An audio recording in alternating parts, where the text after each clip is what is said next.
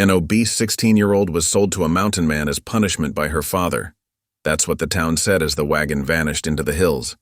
They figured she was gone for good, cast out, discarded like a broken tool. But up in those mountains, behind a locked door and a fire that never dies, something waits. The man who took her isn't what he seems. And the girl they all gave up on? She's about to uncover a truth no one's ready for. When the past comes knocking and the valley turns cold, one question remains. Who was saved that day and who was judged too soon? Every time I see your comments, I'm reminded how stories connect us across distances, backgrounds, and hearts. If values like respect, courage, and compassion still guide you, then you're part of this story too. The spring sun beat down mercilessly on the dusty streets of Whetstone as Jed Boone's angry voice cut through the morning air. His large hand gripped Delilah's arm tight enough to leave marks as he dragged her past the hitching posts and water troughs toward the general store. "Time's up," he bellowed, yanking her up the wooden steps. "I've had enough of this dead weight." Delilah stumbled, her cheeks burning with shame as curious townsfolk began to gather. Her plain brown dress was wrinkled from her father's rough handling, and wisps of dark hair had come loose from her neat braid. She kept her eyes fixed on the weathered boards beneath her feet, trying to make herself as small as possible despite her size. "Hear me now," Jed announced to the growing crowd. "I'm offering up this girl, my own flesh and blood, in exchange for a good hunting rifle and 3 sacks of flour." His voice dripped with disgust. "She's strong enough for work if anyone's willing to break her of her useless ways. Too soft for ranch life, too stubborn to change." The morning silence stretched painful and thick. Delilah could hear her own rapid breathing, feel the curious and pitying stares of the townspeople she'd known all her life. The general store owner's bell tinkled as someone stepped out onto the porch, but she didn't dare look up. "She's 16 now, and I'm done trying to toughen her up," Jed continued, giving her arm another shake. "Time she learned what real suffering is." Boot steps creaked on the wooden boards. A shadow fell across Delilah's downturned face. "I'll make that trade." The voice was quiet but firm, like mountain granite. Delilah's head jerked up despite herself. She recognized the tall figure of Gideon Maddox, the reclusive mountain man who came to town only a few times each year for supplies. His beard was shot through with gray, his clothes sturdy but worn. Deep lines were etched around his eyes, which held neither cruelty nor kindness as they assessed her. "Well now," Jed said, a note of surprise in his tone. "Didn't expect you'd be interested, Maddox. You sure about this?" "I said I'll make the trade." Maddox's voice remained level. "My rifle's in good condition. I'll add the flour, too." He gestured to his wagon at the bottom of the steps. Jed's grip finally loosened. "Done then." He gave Delilah a small push toward Maddox. "She's your problem now." The transaction was completed with brutal efficiency. Delilah stood frozen as Maddox retrieved the rifle and ammunition, then loaded 3 heavy sacks of flour from his wagon onto the store's porch. Her father examined the weapon with more care than he'd ever shown her, testing the action and sighting down the barrel. "Fair trade," he declared finally. Then he spat in the dust near Delilah's feet. "You'll learn real suffering up there in those mountains, girl. Might finally make something of you." Without another word or backward glance, he strode away, rifle cradled in his arms. Delilah watched him go, her whole body trembling despite the warm spring air. The crowd began to disperse, though she could hear their whispers trailing behind them. "Come on, then," Maddox said quietly. He didn't touch her, just gestured toward his wagon. "Long ride ahead." Delilah followed him down the steps on shaky legs. The wagon was loaded with supplies, tools, feed sacks, barrels of kerosene. Maddox helped her up onto the wooden seat, then reached into a bag and pulled out a rough wool blanket and half a loaf of bread. "Might get cold," he said, offering both items. "Eat if you're hungry." She took them automatically, clutching them to her chest like shields. The bread smelled fresh, but her stomach was tied in too many knots to even think about eating. Maddox climbed up beside her and took up the reins. With a gentle click of his tongue, the horses started forward. The wagon wheels rumbled over the rutted street as they left Whetstone behind. Delilah kept her eyes fixed on the trail ahead, not daring to look back at the only home she'd ever known. The blanket lay unused in her lap despite the cooling afternoon air. Her mind whirled with questions she was too frightened to voice. The mountains loomed before them, their snow-capped peaks stark against the spring sky. Somewhere up there lay whatever fate Maddox had in store for her. Her father's final words echoed in her head. Real suffering. She pulled the blanket tighter around her shoulders and prayed silently for strength to face whatever lay ahead. The mountain trails grew steeper as afternoon faded into evening. Delilah's fingers had gone numb despite the blanket, and her body ached from hours of sitting on the hard wagon seat. The horse's breath came out in white puffs as Gideon guided them carefully around switchbacks and over rocky ground. Just as the sun dipped behind the peaks, Gideon pulled the wagon into a small clearing sheltered by towering pines. "We'll rest here tonight," he said, setting the brake. He climbed down and began unhitching the horses with practiced movements. Delilah stayed perched on the seat, watching as he laid out feed for the animals and gathered wood for a fire. The spring night was settling in cold and fast. When the flames caught and began to crackle, Gideon looked up at her. "Best come down by the warmth," he said. "No sense freezing up there." Her stiff muscles protested as she climbed carefully down. She kept the blanket wrapped tight around her shoulders and settled onto a fallen log well back from both the fire and Gideon. He didn't seem to mind her caution, just went about his tasks with quiet efficiency. Soon a pot of beans was heating over the flames, and the rich smell of coffee filled the clearing. Without a word, Gideon filled a tin plate and cup, setting them on the log beside Delilah before retreating to his own spot across the fire. While she ate small, careful bites of the warm beans, he gathered pine boughs and lashed them together into a simple lean-to shelter several yards from the fire. He laid out a bedroll inside it, then returned to his place by the flames. "For privacy," he explained, seeing her questioning look. "You'll sleep there. I'll keep to this side of the fire." Delilah nodded slightly, relief mixing with her lingering fear. At least he wasn't expecting her to share his space. They were on the trail again at first light, winding higher into the mountains. The wagon creaked and swayed as Gideon guided it through narrow passes. By mid-morning, they came around a bend and Delilah saw their destination, a weathered cabin tucked against a hillside with a clear stream running nearby. A chicken coop and small goat pen stood to one side, and a vegetable garden lay dormant behind a rough fence. Gideon helped her down from the wagon, then led her to the cabin door. "This is home," he said simply, pushing it open. Inside, morning light filtered through two small windows, illuminating a tidy but sparse room. A stone fireplace dominated one wall, with a table and chairs nearby. Shelves held cooking implements and supplies. A ladder led to a loft above. "Kitchen's here," Gideon said, gesturing around the main room. "Loft up there will be your sleeping space. My room's through that door." He pointed to the cabin's only interior door. "You won't be expected to cook or clean for me. Won't be expected to serve me in any way." Delilah's eyes widened slightly at this. She'd assumed she'd been bought as a servant at best. Gideon's weathered face held no expression, but his voice was firm. "This place is quiet," he said. "It's peace you need, not penance." That night, Delilah lay in the loft on a surprisingly comfortable straw tick mattress, warm beneath several quilts. The fire below crackled softly. Through the small window, she could see stars scattered across the mountain sky like diamonds on black velvet. Tears came then, silent and hot on her cheeks. She wasn't sure if she was crying from grief over her father's final rejection or relief at finding herself somewhere unexpectedly safe. Perhaps it was both. She fell asleep to the gentle sound of the stream outside. When she woke the next morning, sunlight was streaming through the window and the cabin was filled with the smell of cornbread and bacon. Delilah lay still for a long moment, letting herself fully register that she was warm, comfortable, and, most surprisingly of all, still safe.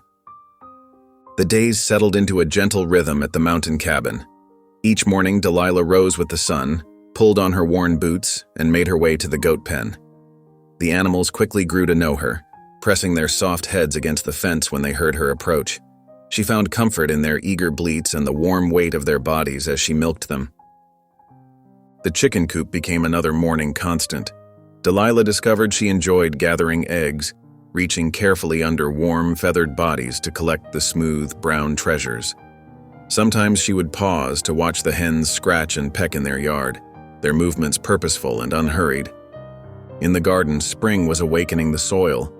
Gideon showed her how to turn the earth with a spade, breaking up the winter-hardened ground. Her muscles ached at first but grew stronger with each passing day. When she successfully planted her first row of peas, pressing each seed into the dark soil with careful fingers, she caught Gideon nodding approvingly from across the yard. The mountain air felt different from the dusty cattle town below. Up here, the breeze carried the scent of pine and wild sage. Even the sunlight seemed cleaner, filtering through the trees in gentle rays. Delilah found herself breathing deeper, her shoulders gradually releasing their tight hold. One afternoon, while sweeping the wooden floor of her loft, Delilah's broom caught on something under an old wool blanket tucked against the wall. Kneeling down, she pulled back the blanket to reveal a trunk made of dark wood, its brass fittings dulled with age. A heavy lock held the lid firmly closed. Her fingers traced the intricate carvings on the lid, flowers and vines woven together in a beautiful pattern. Something about the trunk made her heart beat faster with curiosity, but she carefully replaced the blanket. This was Gideon's home, and she had no right to pry. That evening, as they sat in their usual quiet spots by the fire, Delilah gathered her courage. "Mr. Maddox," she said softly, "might I ask about your past? About how you came to live up here alone?" Gideon's face went still like a pond freezing over. "Some things are best left buried, girl," he said, his voice clipped and final. He stood abruptly and walked outside, leaving Delilah alone by the fire. She didn't ask again, but questions lingered in her mind like smoke. Why would a man choose such solitude? What secrets did that locked trunk hold? Later that week, the afternoon quiet was broken by the sound of hoofbeats. A woman rode into the yard on a sturdy brown mare, her silver-streaked hair bound back in a practical braid. She carried saddlebags that clinked with glass jars. "Miss Josie," Gideon said, emerging from his workshop. "Didn't expect you for another week."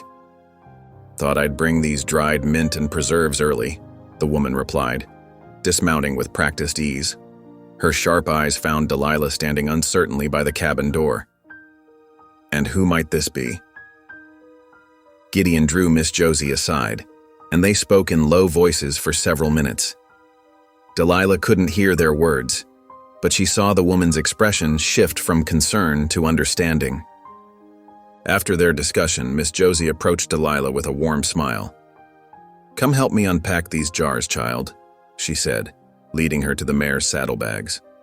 As they worked, Miss Josie spoke quietly. "I've known Gideon Maddox for 15 years.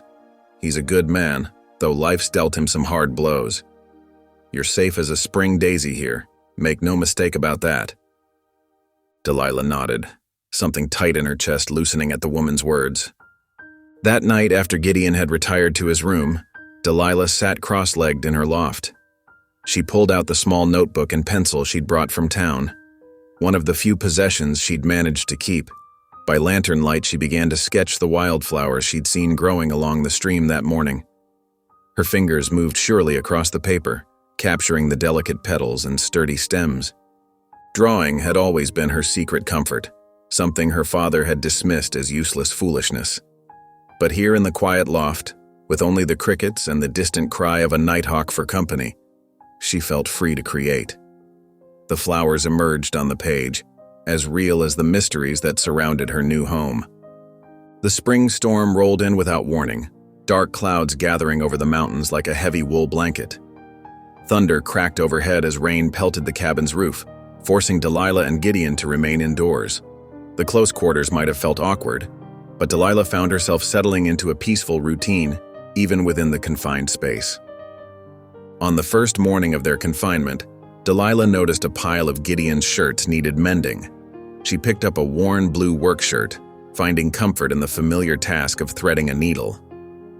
Her father had never allowed her to fix his clothes, claiming her stitches weren't neat enough, but Gideon nodded gratefully when she offered. As she worked, the steady drum of rain against the windows keeping time with her needle, Gideon did something unexpected. He reached for a leather-bound Bible that sat dusty on a shelf, its pages yellow with age. Opening it carefully as if handling something both precious and dangerous, he began to read aloud. His voice was rough, hesitant, lacking the passionate delivery one might expect from scripture. "Used to know these words better," he muttered, almost to himself, before continuing with the Psalms. Delilah listened as she sewed, noting how his fingers trembled slightly when turning the pages. The second day of the storm brought an unexpected visitor. While Delilah was stirring a pot of beans, a loud clatter at the door made her jump. One of the young goats had escaped its shelter and pushed its way into the cabin, tracking mud across the floor. The animal stood there, dripping and bleeding, looking entirely pleased with itself. For the first time since arriving at the cabin, Delilah laughed. The sound surprised her, clear and genuine, echoing off the wooden walls. Even Gideon's mouth twitched in what might have been a smile as they worked together to escort the determined creature back outside. When the storm finally cleared, leaving puddles and fresh green shoots in its wake, Gideon began teaching Delilah practical skills she'd never learned at her father's ranch. He showed her how to position the axe just right to split kindling, his calloused hands adjusting her grip on the handle. "Let the weight of the axe do the work," he instructed, watching as she successfully split a piece of pine. "That's right. No need to force it." They developed a rhythm with the water carrying too. Every morning and evening, they'd make their way to the creek, each carrying 2 buckets. Delilah learned to walk smoothly despite the weight, finding balance in the gentle sway of the water. The creek sang its own kind of music, bubbling over rocks, whispering through reeds. One clear afternoon, Gideon found Delilah sitting on a sun-warmed rock near the cabin, her notebook open on her lap. She'd been so absorbed in sketching a cluster of columbines that she hadn't heard him approach. Instead of turning away as he usually did when he caught her at her private pursuits, he paused to look at her work. "You've got a good eye for detail," he said quietly, noting how she'd captured the delicate curl of each petal. "The way you've drawn the light hitting the flowers, that's truth on paper." Delilah felt warmth spread through her chest at the unexpected praise. Later that day, Gideon brought her several sticks of charcoal from his workshop, wrapped carefully in a scrap of cloth. "These might serve you better than that pencil," he offered. That evening, as they sat by the fire, Delilah gathered her courage once more. The question had been building in her mind since she'd first arrived, growing stronger with each gentle interaction between them. "Mr. Maddox," she began softly, "did you ever have children of your own?" The silence stretched long enough that she thought he wouldn't answer. Then, without looking up from the fire, he spoke a single word. "Once." That night, Delilah's dreams were filled with unfamiliar images. She saw a small church, its windows dark except for one flickering candle. Inside, a child sat alone in a wooden pew, crying softly. The sound echoed in the empty space, mixing with the whisper of wind through gaps in the walls. She woke with tears on her cheeks, though she couldn't say why. Looking down from her loft, she could see Gideon's shape in his rocking chair by the dying fire. He wasn't sleeping, just staring into the embers, his shoulders bearing the weight of whatever memories her question had stirred. In that moment, Delilah understood that trust, like the spring flowers outside, was something that grew slowly, nourished by patience and gentle care. 3 weeks passed like water flowing in the mountain stream, steady and clear. Each morning, Delilah woke earlier, her muscles no longer protesting the daily chores. She found herself walking further from the cabin each day, first just to gather kindling, then to explore the wildflower meadows that dotted the mountainside. Her legs grew stronger with each venture, and her breathing came easier on the uphill climbs. One warm afternoon, while checking the henhouse for eggs, a commotion caught her attention. Near the corner of the building, tangled in a mess of old baling twine, lay a red-tailed hawk. Its wing twisted at an awkward angle, and its fierce eyes watched her with a mixture of fear and defiance. Delilah's heart squeezed at the sight. Moving slowly, she shrugged off her shawl and approached the injured bird. "Easy now," she whispered, the way she'd heard Gideon speak to spooked animals. The hawk made no sound as she carefully wrapped her shawl around its body, mindful of its sharp beak and talons. The bird weighed less than she expected as she carried it to the cabin's porch. "Mr. Maddox," she called out, trying to keep her voice steady. "I need help." Gideon emerged from his workshop, sawdust coating his sleeve. His eyes widened slightly at the sight of the hawk in Delilah's arms, but he didn't hesitate. "Bring it to the table," he said, already moving to gather supplies. Together they worked to free the bird from the twine. Gideon's hands were gentle as he showed Delilah how to hold the hawk still while he examined the injured wing. "Not broken," he muttered, "just strained and scratched up some." They cleaned the wing with water and herbs, then bound it carefully with strips of clean cloth. The hawk remained surprisingly calm under their ministrations, as if sensing their intent to help. When they finished, Delilah stroked one finger along the bird's sleek head. "You're like that bird," Gideon said quietly, his voice rough with something that might have been emotion. "Still got flight in you." Over the next few days, Delilah tended to the hawk, keeping it in a makeshift pen on the porch where it could see the sky. She brought it fresh water and bits of meat, watching as it grew stronger day by day. Sometimes she caught Gideon observing her care of the bird with an expression she couldn't quite read. The afternoon Miss Josie arrived for her regular visit, the hawk had just begun testing its wing. Delilah was so excited to show the midwife their patient that she almost missed the worried look that passed between Josie and Gideon. After checking the hawk's progress, Josie pulled Delilah aside while Gideon went to tend the goats. The older woman's usually cheerful face was creased with concern. "Your father's been talking in town," Josie said carefully, her hands busy with her herb basket. "Spreading ugly rumors about why Gideon's keeping you up here." She paused, meeting Delilah's eyes. "Shameful things that decent folks shouldn't repeat." Delilah's stomach twisted into knots. She thought of Gideon's unfailing respectfulness, his careful distance, the way he'd given her space to heal and grow. The idea that anyone could think otherwise made her feel sick. When Josie left, the cabin felt heavier with unspoken words. Gideon barely touched his supper, and the silence stretched between them like a shadow. Finally, as the evening fire burned low, he spoke. "Reckon you ought to know something," he said, staring into the flames. "Long time ago, before I came to these mountains, I was a preacher down in Kansas." He paused, running a hand over his face. "During the war, something terrible happened, something I couldn't." His voice trailed off, and he didn't continue. Delilah waited, but no more words came. The fire crackled softly, sending sparks up the chimney like tiny stars. Eventually, Gideon stood and added another log to the flames, leaving them burning low for the night. He retreated to his room without another word, leaving Delilah alone with her thoughts and the soft hooting of an owl outside. Through the window she could see the hawk in its pen, its silhouette dark against the evening sky. Like her, it was healing slowly, gathering strength for whatever lay ahead. She wondered what secrets Gideon carried, what burden made his shoulders slump when he thought no one was watching. But she knew, just as she knew the sun would rise tomorrow, that some hurts took time to heal, and some stories needed patience to unfold. 3 days after the hawk incident, Miss Josie's wagon rattled up the mountain path again. This time she carried news of a different sort. As they sat on the porch drinking mint tea, she turned to Gideon with a gentle smile. "Running Elk asked after you at the trading post," she said, watching Gideon's face carefully. "The summer gathering starts tomorrow evening. He hopes you might come." Gideon's shoulders tensed. He stared into his tin cup as if searching for answers in the steaming liquid.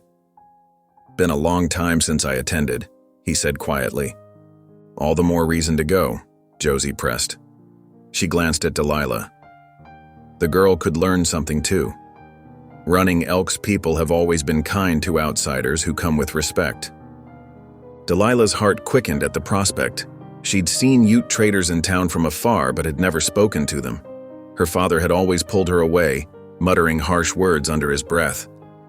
Gideon remained silent for a long moment, then nodded slowly. "Reckon we could make the journey, if Delilah's willing." "I'd like to go," Delilah said softly, surprising herself with how quickly the words came. They spent the remainder of the day preparing. Gideon showed Delilah how to pack their saddlebags with dried meat, cornbread, and small gifts of tobacco and coffee. He explained that guests never came empty-handed to such gatherings. The next morning, they set out before dawn. Delilah rode the gentle mare Gideon had been training her on, while he led the way on his sturdy gelding. The trail wound through stands of aspen and pine, climbing higher before descending into hidden valleys. Delilah's thighs ached from the long ride, but she didn't complain. As the sun began to set, they heard distant drum beats echoing through the trees. Gideon led them down into a sheltered valley where dozens of lodges stood in a circle.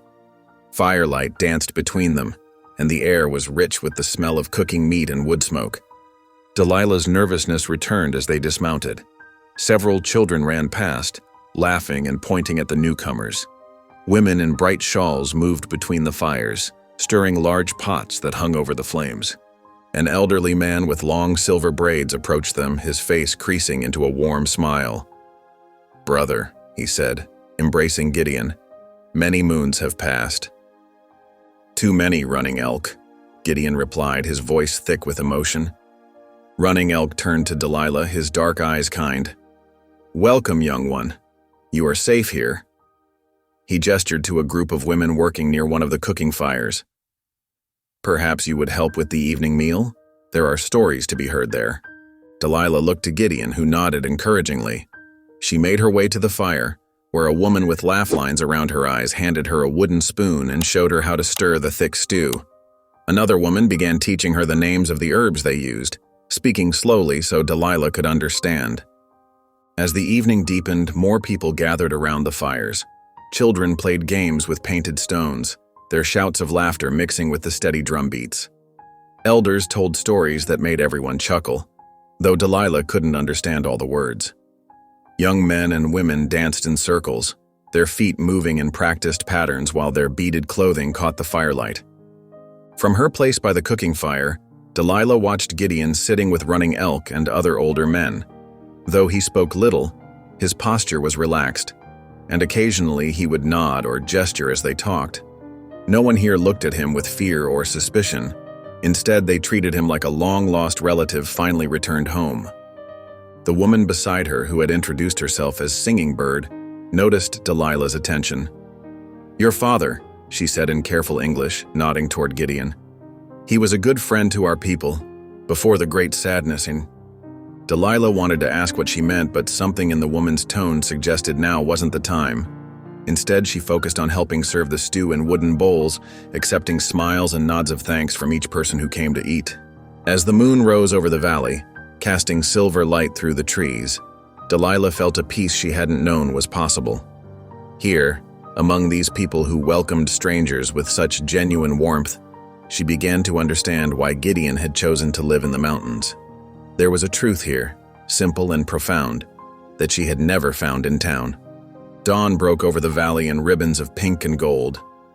Delilah woke to the sound of women singing as they prepared breakfast, their voices carrying through the morning mist. The smell of coffee and wood smoke filled the air. After a breakfast of cornmeal mush sweetened with wild berries, Running Elk beckoned Gideon and Delilah to join him near his lodge. He sat cross-legged on a woven blanket, his weathered hands carefully preparing a long-stemmed pipe. "Sit," he said, gesturing to the blanket. "Share breath and story with an old man." Delilah settled beside Gideon, watching as Running Elk packed the pipe bowl with tobacco. The elder's movements were deliberate, almost like a prayer. He lit the pipe with a twig from the morning fire and drew deeply before passing it to Gideon. "The smoke carries our words to the Creator," Running Elk explained to Delilah.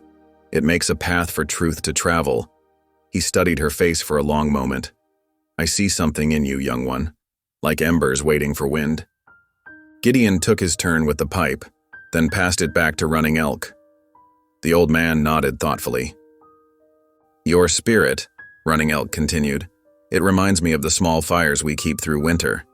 Not blazing yet, but holding warmth, waiting." He spoke a string of musical words in Ute, then translated, "Little fire who waits, that is your name among us." Delilah felt tears prick her eyes. No one had ever given her a name that held such meaning, such promise. Running Elk turned to Gideon. "Brother, the girl should know. The truth you carry is heavy. but sharing makes the load lighter. Gideon's face grew tight with pain. He stared into the distance, his hands clasped tightly in his lap. When he finally spoke, his voice was rough with emotion. "Had a wife once," he began. "Sarah Walking Star. Met her when I was still preaching in Kansas Territory." He paused, drawing a shaky breath.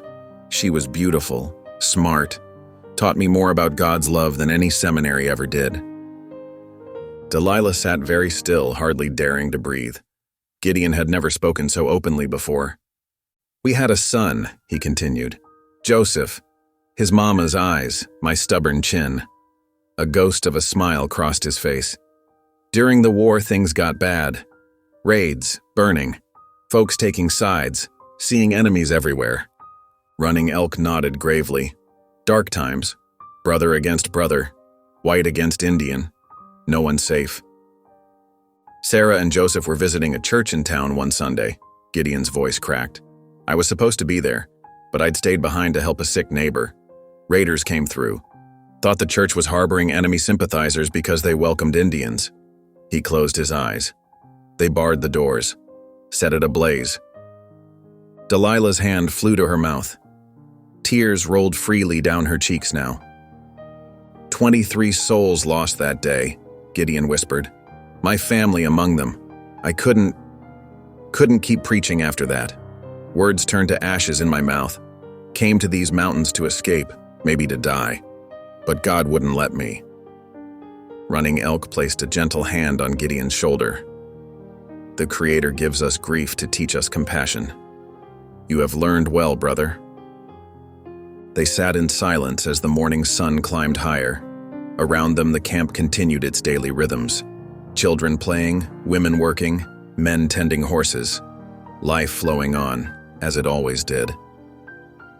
That evening, after the fires had died down and most of the camp was sleeping, Delilah knelt beside her bedroll. The stars seemed closer here in the valley, their light more intense. She folded her hands and, for the first time since leaving home, began to pray aloud. "Dear Lord," she whispered, her voice trembling. "Thank you for bringing me here, for showing me that love can grow in broken places." She thought of Gideon's loss, of his quiet kindness despite such pain. "Please help me be worthy of the name I was given today. Help me learn to shine without being afraid of my own light." Nearby, she heard Gideon shift in his sleep, muttering something that sounded like "Amen." The journey back from the Ute gathering took longer than their ride out. Summer heat pressed down like a heavy blanket, making both horses and riders move slower through the mountain paths. Delilah's mind wandered back to the stories shared around the fire, to Running Elk's wisdom and to Gideon's painful truth. By late afternoon, the familiar sight of the cabin emerged through the trees. But something was different. Gideon noticed it first, pulling his horse to a sudden stop. There, nailed to the porch post, a piece of paper fluttered in the warm breeze. "Stay here," he said quietly, dismounting to investigate. Delilah watched as he approached the porch, his shoulders tense. When he pulled the paper free and read it, his jaw tightened.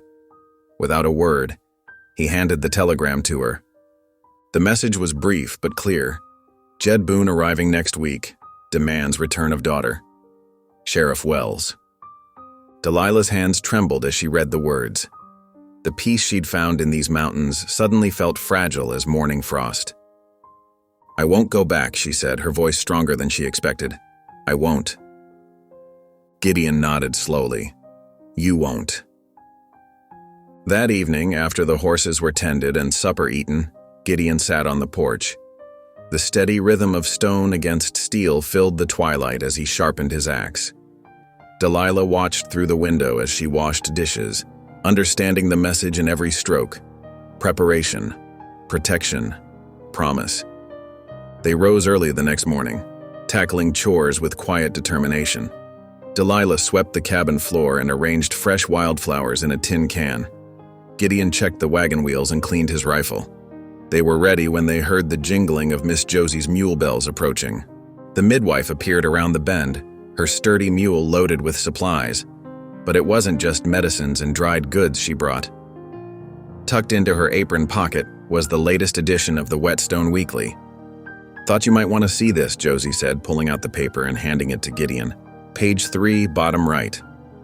There, in small but clear print, was a column titled, "The Mountain Preacher and the Girl He Redeemed." Gideon read aloud, his voice growing softer with each word. The article spoke of a man who had lost everything but found purpose in saving others. It told of a girl cast aside who discovered her worth in the shadow of the mountains. It painted a picture of healing, of quiet dignity, of God's hand moving in mysterious ways. When he finished reading, Gideon looked at Delilah with questioning eyes. She twisted her apron in her hands. "I wrote it," she admitted, "under the name Mary Grace. I sent it last time Josie visited. People needed to know the truth before Pa comes." Josie nodded approvingly. "And a fine piece of writing it is, too. Already heard folks in town talking about it. Changes the story somewhat, doesn't it?" Gideon carefully folded the paper and tucked it into his shirt pocket. "So long as it's true," he said simply. "Every word," Delilah assured him. "Every single word." They spent the rest of the morning unloading Josie's supplies: dried beans, coffee, sugar, ammunition, and medical supplies. The midwife had brought extra, knowing troubled times might lie ahead. "Your pa won't come alone," Josie warned as she prepared to leave. "He's been gathering supporters, telling tales about stolen daughters and mountain men." "Let him come," Gideon said quietly. "Truth stands its ground." Delilah watched Josie disappear down the trail, then turned to the cabin. Her home now, she realized. The afternoon sun caught the fresh-swept porch boards, the tidy woodpile, the garden with its neat rows. Everything here spoke of care, of respect, of belonging. She pulled out her drawing paper and charcoal, settling on the porch steps. While Gideon worked in the barn, she sketched the scene before her. The cabin nestled against the mountainside, smoke curling from the chimney, wildflowers nodding in the summer breeze. At the bottom she wrote in careful letters, "Home is where healing begins." The sound of Gideon's axe rang out from behind the cabin, steady, strong, and sure. The morning sun barely touched the mountain peaks when dust clouds rose on the trail. Delilah spotted them first from the garden, where she'd been gathering late summer beans. Her hands froze mid-task, the basket dropping to her feet. "They're coming!" she called out, her voice trembling. Gideon emerged from the barn, wiping his hands on his worn leather vest. Miss Josie, who'd stayed to help prepare for this moment, stepped onto the porch with her medicine bag close. 2 riders appeared first, followed by a wagon. Delilah's heart clenched as she recognized her father's straight-backed posture and the glint of a sheriff's badge in the morning light. The horses thundered into the yard, spraying dirt and pebbles. Jed Boone jumped down before his horse fully stopped. Behind him, Sheriff Mills from the valley town dismounted more slowly, his badge crooked on his vest and his eyes sharp with something that wasn't justice. "There's my wayward girl," Jed spat, stalking toward Delilah, living in sin with a mountain hermit. Gideon stepped between them, his voice low and steady. "The girl's safe here. No sin, no harm." Sheriff Mills pulled a folded paper from his vest. "Got here papers saying different. Says you took her against the law. Says you've been keeping her improper-like." "That's a lie." Delilah moved forward, her face flushed with anger. "He saved me when you sold me, Pa. Like I was nothing but cattle." The crack of Jed's hand across her face echoed against the cabin walls. Delilah stumbled backward, holding her cheek. Miss Josie rushed to her side, while Gideon's hands clenched into fists. "Don't you dare touch her again," Gideon growled, every muscle in his body straining to hold back. The sheriff unfolded his papers with a smirk. "These documents say the girl's underage. Says her pa never properly agreed to any transfer of custody. That makes you a kidnapper, Maddox." "Those papers are false as a snake's promises," Josie declared, her arm protective around Delilah's shoulders. "Half the town witnessed Jed Boone's public sale of his own flesh and blood. I'll testify to it in any court." "A midwife's word against legal papers?" The sheriff laughed. "Don't think that'll stand up, ma'am." Movement in the trees drew their attention. Running elk emerged from the forest path, his presence commanding silence. He walked steadily into the yard, stopping beside Gideon. "These mountains," Running Elk said, his English clear and deliberate, Fall under treaty lands. Your valley laws have no power here." Sheriff Mills's face reddened. "Now see here, Indian." "I see very well," Running Elk interrupted. "I see a father who throws away his child. I see a lawman who twists truth for coin. And I see a good man who offers shelter to the wounded." Jed stepped forward, his hand hovering near his gun. "This ain't your business." "All injustice is my business," Running Elk replied. "These slopes have witnessed too many broken promises." The sheriff's patience snapped. He drew his pistol, pointing it first at Running Elk, then at Gideon. "That's enough talk. Maddox, you're under arrest for kidnapping and moral indecency. The girl goes home with her No! Delilah tried to run to Gideon, but Jed grabbed her arm roughly. The sheriff approached with handcuffs while Gideon stood silent, his eyes fixed on Delilah. He offered no resistance as the cold metal closed around his wrists. "Get in the wagon, girl," Jed ordered, shoving Delilah toward his waiting rig. "This isn't right," Josie protested, but the sheriff's deputy had arrived, training his rifle on anyone who might interfere. Delilah's tears fell freely as she was forced into the wagon's hard seat. She watched helplessly as the sheriff led Gideon to his own horse, binding the reins to his saddle horn. "The truth will come out," Gideon called to her, his voice strong despite his bonds. "Stay strong, child." Running Elk raised his hand in farewell. "We will not forget," he promised, while Josie nodded firmly beside him. The wagon lurched forward, beginning the long descent toward Whetstone. Delilah twisted around, watching through her tears as the cabin grew smaller, the place where she'd finally found peace now fading into the mountain mist. Ahead lay the town jail, where Gideon would be locked away, and her father's ranch, where old wounds waited to reopen.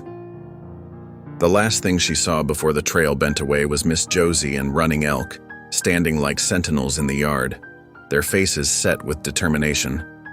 Whatever came next, she knew she wasn't alone in this fight. The bunkhouse hadn't changed. Same rough planks, same musty straw mattress, same small window with iron bars that Jed had installed years ago to keep her from midnight wandering. Delilah huddled on the thin blanket as darkness settled over the ranch. The lock clicked heavily in the door. Sleep came in fitful bursts, broken by the howling of distant coyotes and the weight of dread in her stomach. When dawn finally painted the eastern sky, Delilah heard boots on the porch and keys rattling. "Make yourself presentable," Jed ordered, throwing a freshly pressed dress through the doorway. "Church starts in an hour." The dress was stiff and too tight, clearly bought for a smaller girl. Delilah struggled with the buttons, her fingers trembling. Through the window, she watched ranch hands pause their morning chores to stare.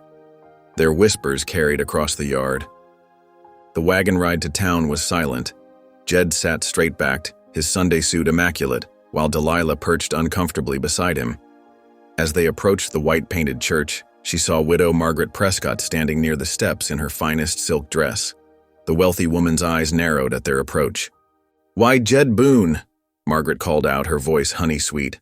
"How blessed we are that you've brought your dear child back to the fold." Jed helped Margaret up into the wagon with excessive gentility. "The Lord works in mysterious ways, Margaret. Sometimes our trials lead us home." Delilah's cheeks burned as they entered the church together, Jed positioning them prominently in the third pew. Whispers rustled like autumn leaves through the congregation. She caught fragments. "Mountain Man, scandal by poor Jed Boone." The preacher's sermon seemed aimed directly at her, full of references to prodigal children and the dangers of straying. Delilah kept her eyes fixed on her lap, where her hands twisted the rough fabric of her dress. Tears threatened, but she refused to let them fall. Just as the service reached its final hymn, the church door creaked open. Miss Josie stepped in, her spine straight as a lodgepole pine. Behind her came Running Elk, causing a ripple of shocked murmurs. But it was the group that followed that made Delilah's heart leap. Tom Wheeler from the general store, Sarah Mills who ran the boarding house, and 3 other townsfolk who'd witnessed her sail that spring morning. They filed into the back pew, their presence like a sudden wind changing the air in the church. Tom Wheeler's voice carried clearly during a pause in the singing. "Ain't right. Selling your own flesh and blood, then claiming theft." More whispers spread, different now. "I remember that day. Called her unfit, he did. Traded her for flour and a rifle. Jed's face darkened. He gripped Delilah's arm as they exited after the service, steering her quickly toward the wagon. But Widow Prescott held back, her expression troubled as she watched Miss Josie approach. "Margaret," Josie said quietly, "might we have a word about young Delilah?" The widow's eyes darted between Jed and Josie. Perhaps we should discuss this matter properly." "There's nothing to discuss," Jed snapped, but Margaret's spine stiffened at his tone. "I believe there is, Mr. Boone," she said coolly, "especially if what I'm hearing about a public sale is true." That evening, as shadows lengthened across the ranch yard, Delilah heard soft footsteps outside the bunkhouse. A key turned in the lock, not her father's key. Miss Josie's familiar face appeared in the doorway. "Quick now, child," she whispered. "We're getting you somewhere safe until the hearing." They slipped through the darkness to where Widow Tolland, the quiet sister of the church pianist, waited with her wagon hidden behind the barn. The older woman helped Delilah up without a word, covering her with a quilt.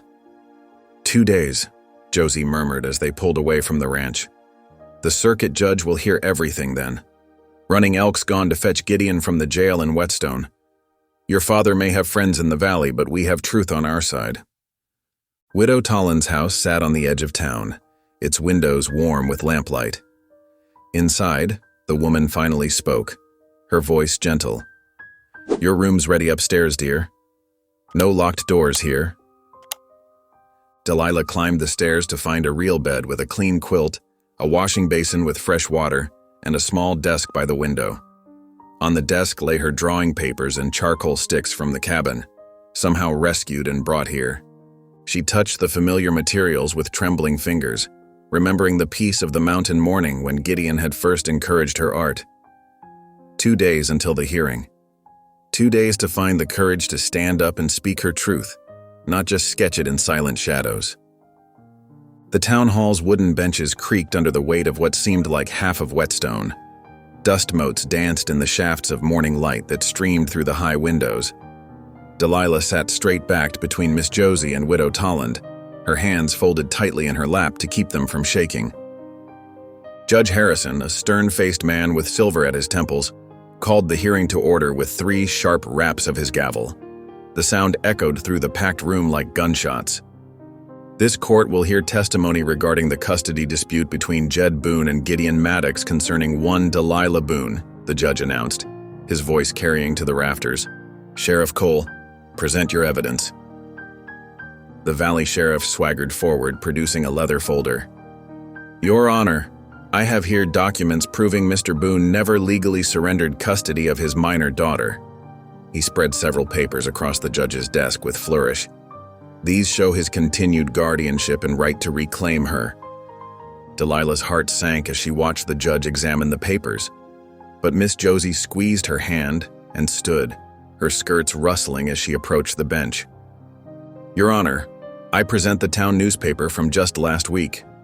Josie's voice rang clear and strong as she handed over the folded paper. An article written by Delilah herself, under a pen name, describing the public sale that took place on the steps of Wheeler's General Store this past spring. Tom Wheeler stood up from his place near the back. "I witnessed that sale myself, Your Honor. Jed Boone traded his daughter for a Winchester rifle and 3 sacks of flour. Called her unfit for ranch life, he did. Made quite a spectacle of it." Murmurs rippled through the crowd. Sarah Mills and 2 other townspeople nodded vigorously, adding their voices to confirm Wheeler's account. Jed's face darkened. "That was no legal sale, just a lesson meant to frighten some sense into an ungrateful child." "A lesson?" Widow Tolland's quiet voice cut through his bluster.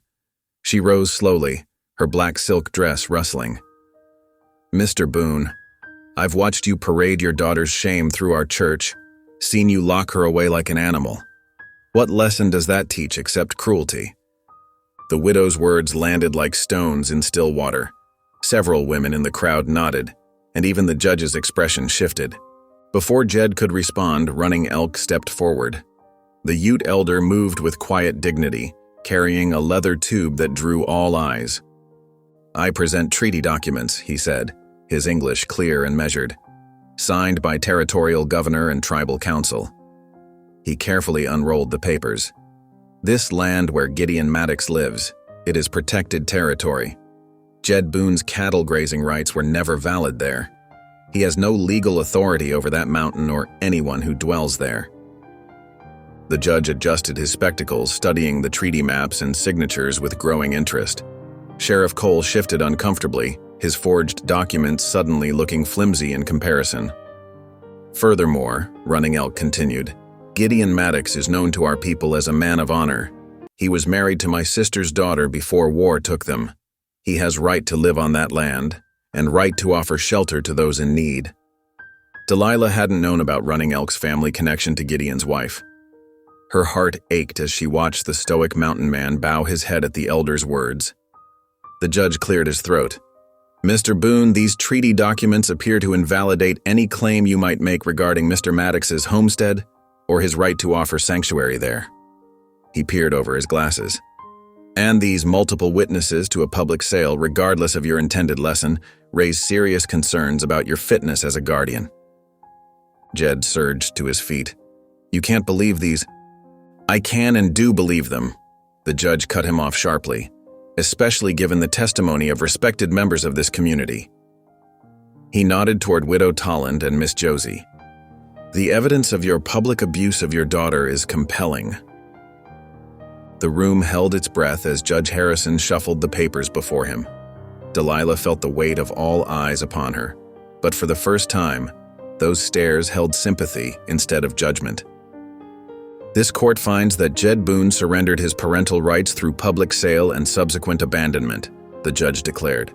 Furthermore, his grazing claims being invalid, he has no standing to challenge Mr. Maddox's custody arrangements. He looked directly at Delilah. Young lady, you are free to choose your own path forward. The gavel fell with finality. Jed stormed from the hall, leaving only the echo of his boots and the whispers of the crowd. Delilah sat very still, tears rolling silently down her cheeks as Miss Josie wrapped her in a fierce embrace. The afternoon sun cast long shadows across Whetstone's main street as Judge Harrison delivered his final ruling from the courthouse steps. A crowd had gathered, their faces solemn as they watched Jed Boone receive his sentence. For public endangerment and false testimony, the judge declared, his voice carrying across the dusty street, you are hereby fined $500 and ordered to leave Whetstone by sundown tomorrow. He turned to Sheriff Cole, who stood with his badge already unpinned. And you, sir, are suspended from duty pending a full investigation into abuse of power and falsification of documents. The sheriff's face reddened as he backed away from the courthouse. Whispers rippled through the crowd as both men slunk away in different directions, leaving only the sound of boot heels on wooden planks. Inside the jail, Gideon sat quietly on his cot as Miss Josie arrived with the keys. Time to go home, she said softly, unlocking his cell. The mountain man stood slowly, straightening his worn jacket with dignity. Much obliged, he said simply, but his eyes held deeper gratitude. The late afternoon light painted the church white walls golden as Gideon made his way down the street. His steps were measured, unhurried, though his heart quickened when he saw Delilah waiting on the church steps. She stood with Miss Josie, who had hurried ahead to join her, both women's faces bright with relief. Gideon stopped at the bottom step and held out his weathered hand, offering Delilah the choice to take it or not, but she didn't hesitate. Instead of accepting his hand, she flew down the steps and wrapped her arms around his middle, pressing her face against his chest. You're the only father I want, she whispered, her voice muffled against his jacket. Gideon stood frozen for a moment, then slowly brought his arms up to embrace her. His throat worked silently as he rested his chin on her head. Miss Josie dabbed at her eyes with a handkerchief, smiling through happy tears. The ride back to the mountain cabin was quiet but peaceful. The summer evening wrapped around them like a warm blanket as their horses picked their way up the familiar trail. When they reached the clearing, the cabin stood waiting just as they'd left it. While Gideon tended to the horses, Delilah went to check on the injured hawk they'd been nursing. Her steps slowed as she approached the makeshift nest they'd built on the porch. The bird lay still, its proud head tucked against its wing as if in sleep, but she knew immediately it had passed. Gideon, she called softly. He came to stand beside her, looking down at the hawk's still form. Together they carried it to a quiet spot near the garden, where wildflowers nodded in the evening breeze. Gideon dug a small grave while Delilah gathered blooms to lay over it. The sun was setting as they stood beside the fresh-turned earth. "You set it free," Gideon said quietly, his voice rough with emotion. Delilah looked up at him, understanding in her eyes. "It set me free too," she replied. She reached for his hand, and this time he took it without hesitation. They stood there as the first stars appeared, a father and daughter bound not by blood, but by choice, their shadows merging in the gathering dusk. The mountain air carried the scent of pine and late summer flowers, and somewhere in the distance, a whippoorwill began its evening song. Miss Josie had told Delilah once that healing comes in its own time, like spring after winter. Standing there beside Gideon, she felt the truth of those words deep in her bones. The hawk had never fully healed its wing, but in its final days it had known gentleness and care. Sometimes, she realized, that was the greatest freedom of all. The cabin windows glowed warm and welcoming as darkness settled over the mountain. Inside, the familiar sense of wood smoke and dried herbs wrapped around them like an embrace. Gideon built up the fire while Delilah set about making tea, their movements in harmony after months of shared life. They sat together in comfortable silence, watching the flames dance. The locked trunk still sat in the loft above, but its mysteries no longer felt like barriers between them. Whatever sorrows it held belonged to the past. Here now they had built something new, a family forged in understanding, strengthened by mercy, and blessed by grace. Late August brought cooler mornings to the mountain. Delilah sat on the cabin's front porch, arranging wooden benches in a half circle while the sun climbed over the eastern ridge. She smoothed her clean apron and checked her slate board one more time, heart fluttering with nervous excitement. "They'll be here soon," Gideon said quietly, pausing in his work on the new chicken coop. He'd been expanding it all week, the sound of his hammer marking time like a heartbeat across the yard. The first to arrive was Tommy Fletcher, age 8, pulling his little sister Sarah by the hand up the winding path. Their mother followed, carrying a basket of fresh-baked bread. More families trickled in, the Hendersons with their 3 children, the Williams twins, and 2 Ute families Delilah recognized from the summer gathering. "Welcome," Delilah called out, her voice stronger than she expected. "Please find a seat." Miss Josie appeared just then, her mule laden with books and supplies. She began unpacking primers, chalk, and paper while the children settled onto the benches. Their eyes were bright with curiosity, fixed on Delilah as she wrote her name carefully on the slate. "I reckon we'll start with letters," Delilah said, smiling at the youngest ones. "Both English and Ute, if you please." Running Elk arrived as she was teaching the alphabet, carrying a leather-bound book decorated with careful beadwork. He waited until the children finished their first lesson before approaching. "This belonged to my grandmother," he said, presenting the book to Delilah. "Stories of our people written in both tongues. The children should know both ways." Delilah accepted the gift with trembling hands. "Thank you," she whispered, running her fingers over the beaded cover. "I'll treat it with great care." The morning passed in a blur of lessons. Delilah discovered that teaching came naturally to her. She had patience for the slower learners and gentle encouragement for the shy ones. When little Sarah struggled with her letters, Delilah showed her how to draw them in the dirt first, making it feel like play instead of work. From his spot by the chicken coop, Gideon watched. His hands stayed busy with hammer and nails, but his eyes often drifted to the porch where Delilah's voice rose and fell like music. He'd cleared a wider space in the yard, making room for the new herb garden he was planning. The scent of fresh-turned earth mingled with the sweet mountain air. Near noon, while the children ate their lunch under the old pine tree, Miss Josie handed Delilah an envelope. "From Denver," she said with a knowing smile. "The newspaper editor was mighty impressed with your first piece." Delilah's hands shook as she opened the letter. Her eyes grew wide as she read, "Dear Miss Boone, your article, Mountain Mercy, touched many hearts. We would welcome more stories from your unique perspective. Please consider becoming a regular contributor." She pressed the letter to her chest, looking out over the schoolyard her porch had become. Sarah was sharing her biscuit with Standing Cloud, a Ute girl her age. Tommy Fletcher was teaching John Running Elk's son how to whistle through a grass blade. The barriers between their worlds seemed to dissolve in the simple joy of childhood friendship. That evening, after the families had gone home, Delilah sat at the table with her charcoal and paper. Her sketches flowed freely now, no longer hidden, no longer haunted. She drew the children's faces, captured the way the sunlight played on Standing Cloud's hair, sketched Tommy's gap-toothed grin. Gideon came in from finishing the chicken coop, washing up at the basin. The cabin smelled of pine smoke and fresh bread, of herbs drying in the rafters, and the wildflower bouquet Sarah had picked for her teacher. "Reckon you found your calling," he said softly, looking over her shoulder at the drawings. Delilah nodded, adding one last detail to Standing Cloud's smile. "The children don't see differences," she said. "They just see friends." "That's because they ain't learned hate yet," Gideon replied. "Maybe your teaching will help keep it that way." Laughter drifted up from her memory of the day, the sound of children playing, learning, growing together. It echoed in the cabin's warm spaces, filling the corners where shadows used to lurk. She looked at her father, for that's truly what he was now, and saw peace in his eyes that matched her own. The next morning's lesson would bring new stories, new words, new connections between two worlds.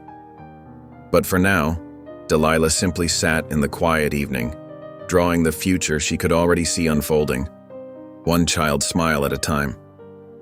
The first snow of winter drifted down in lazy spirals outside the cabin windows. Delilah sat in her favorite chair, the one Gideon had crafted for her from aspen wood, with a leather-bound journal open in her lap. The lamplight cast a warm glow across the pages as she read aloud, her voice steady and clear in the peaceful evening air. "The mountain teaches patience," and she read from her latest story. "It shows us how to wait through storms, how to bend without breaking, how to grow strong in rocky soil. Like the aspens that share their roots underground, we learn that no soul stands truly alone." Gideon sat in his own chair near the crackling fire, his weathered hands folded in his lap. The flames painted shadows across his face, but his eyes were soft as he listened. He'd removed his boots earlier, and his sock-clad feet stretched toward the hearth's warmth. A half-finished wooden toy horse rested on the table beside him, a Christmas gift in progress for little Sarah Fletcher. Delilah turned another page, continuing to share the words she'd crafted over the past months. Her writing had grown stronger, just as she had. The Denver newspaper now published her stories regularly, tales of mountain life and healing that reached far beyond their quiet valley. "We measure time differently here," she read. "Not by town clocks or church bells, but by the rhythm of seasons, the arc of the sun, the evening song of thrushes. Time enough for wounds to mend, for trust to grow, for love to find its own path home." The snow fell thicker now, dusting the window ledges with white. In the corner, dried herbs hung in neat bundles, some for healing, some for cooking, all gathered and preserved by 4 careful hands working together. The cabin smelled of pine, warm bread, and the coffee Gideon had brewed after supper. When Delilah finished the last page, she looked up to find Gideon watching her with quiet pride. "It's good," he said simply, nodding toward the journal. "It's honest." Those words, coming from him, meant everything. Honesty had built this home between them, brick by brick, truth by truth, until shelter became sanctuary. Delilah closed the journal and turned to watch the snow through the window. The white flakes danced in the darkness, each one catching the lamplight for a brief, shining moment. "We made it," she whispered, more to herself than to Gideon. But he heard, as he always did. Outside, through the glass, she could see the empty wooden perch where they had tended the wounded hawk through summer. It swayed gently in the winter wind, a reminder of another soul that had found healing here. The hawk had taught her about patience, about the courage to trust, about knowing when to hold on and when to let go. The fire popped and settled, sending up a shower of sparks. Delilah reached for her newer journal, the one she wrote in each night before bed. The pages held her private thoughts, her prayers, her moments of doubt and triumph.